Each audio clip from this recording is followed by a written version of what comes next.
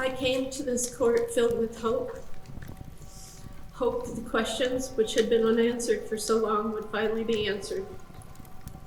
That this would finally be proven to all that the tragedy that took Todd from our lives was an accident and not a crime.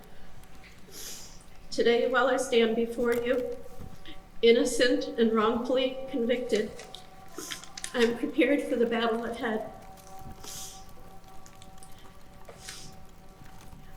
My husband, my family, my daughters, friends, and legal team remain confident that this conviction will also be overturned.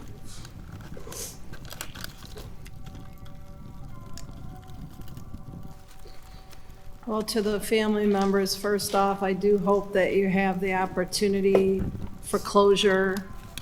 Celebrate as much as you can celebrate something like this, but I hope that you do spend this weekend, as you talked about, honoring Todd. And again, hopefully today will bring you some level of closure. Ms. Stermer, you've now had the process that was due to you. You had an extraordinary team of attorneys working on your behalf, not for months, but for years. With ardor, they filed motions and pursued what appeared to be every avenue on your behalf.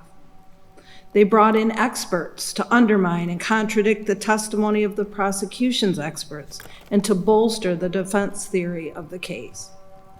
You also had, this time around, a new prosecution team in this trial and in the years leading up to this trial.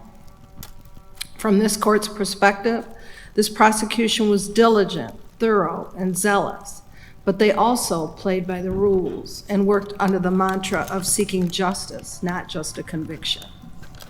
All this to say that I am confident, Ms. Stermer, that you received a fair trial.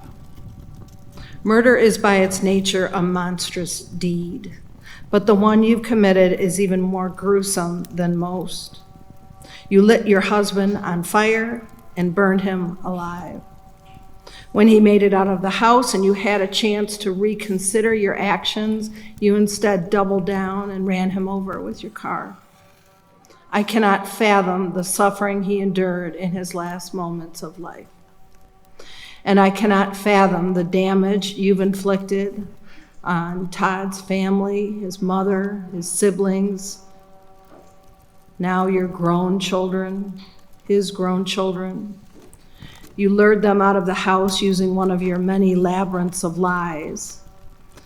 They went to the mall and movie at your request, thinking you'd be discussing divorce details with your victim. And you didn't even allow them to say their customary goodbye to their father before you murdered him.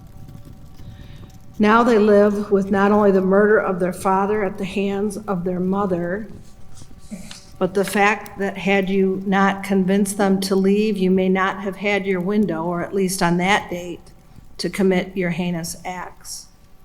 Their testimony was clearly difficult, but it was compelling.